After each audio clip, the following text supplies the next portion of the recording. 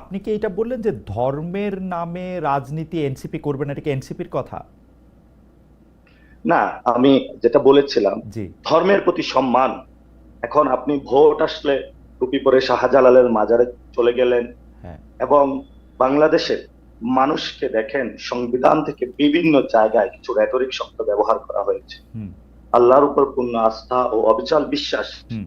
এটা তো অ্যাকশনেবল বিষয়, হুম। অ্যাকশনের জায়গায় পরিণত করার বিষয়। বিএনপি কি আসলে ওই অ্যাকশনে বিশ্বাস করে? বিশ্বাস করে না। বিশ্বাস যদি না করে থাকে তাহলে সে কেন এটা অ্যাড করেছে? ওকে, আমরা মনে করি আমরা বিএনপির কথা একটু পরে আসি তারা পাটোয়ারি। করেছে। আমরা আমরা জনাব পাটোয়ারি, বিএনপির কথা একটু পরে আসি। এনসিপির বিশ্বাসটা কি? এনসিপি শাহজালাল এর মাজারে যাবে না, তাই তো?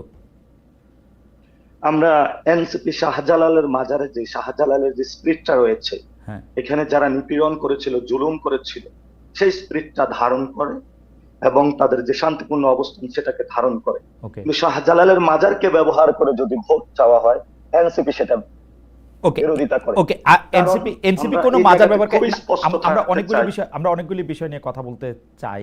তার মানে কোনো মাজারকে ব্যবহার করে এনসিপি ভোট বা ওরকম কোনো রাজনীতিতে অংশগ্রহণ করবে না, এটা একদম এনসিপির স্পষ্ট না, জায়গা। আমরা এটাতে করব না। মন্দির যে ধর্মীয় প্রতিষ্ঠানগুলো আপনি দেখেন, যারা করে তাদের বাংলাদেশের সাথে কি, ধর্মীয় যারা করে প্রতিষ্ঠানগুলো তাদের সাথে যে কি আপনারা মসজিদ, কোনো জোট করবেন? যারা করে তাদের সাথে কি আপনারা না কোনো আমি জোট শেষ করবেন? করি আসছে। জি। বাংলাদেশে যে মসজিদ কমিটিগুলো হচ্ছে, হুম। সবচেয়ে ওই এলাকার যিনি ভালো আলেম উনি হলো মসজিদ কমিটির সভাপতি হবে। হুম। সবচেয়ে যিনি ভালো পুরোহিত উনি হলো মন্দিরের সভাপতি হবে। ওকে।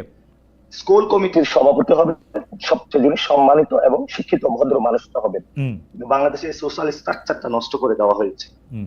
আমরা যদি এটা ঠিক না করতে পারি, পলিটিক্যাল ইনফ্লুয়েন্সের বাহিরে না নিতে পারি, রাজনৈতিক যত ভালো দলই গঠন করেন না কেন, যত ভালো কথা বলেন না কেন, সোশ্যাল স্ট্রাকচার যদি আমাদের গড়ে না ওঠে, রাজনৈতিক কালচার পরিবর্তন হবে না। যারা করেন, একটা যে প্রশ্ন আপনি, যারা করেন তাদের সাথে আমাদের জোট হবে কিনা? দেখুন, আমরা কিন্তু লিড দিতে চাচ্ছি।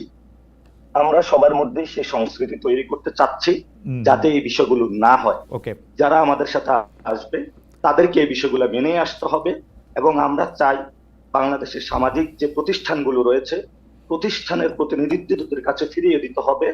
ধর্মের জায়গায় বিভিন্ন মানুষের যে আবেগ স্পৃহার জায়গা আছে সেটাকে সম্মান করতে হবে। ধর্মের নামে ধর্মকে ব্যবহার করা যাবে না। এবং এই আন্দোলনে আপনারা দেখেছেন যারা মাদ্রাসার ছাত্র তারা কিন্তু আমাদের সাথে সংহতি জানিয়েছিল, আন্দোলনে এসেছিল, শহীদ হয়েছিল। ঠিক আছে, আমরা মানে তাদের সেই আমি এই প্রসঙ্গে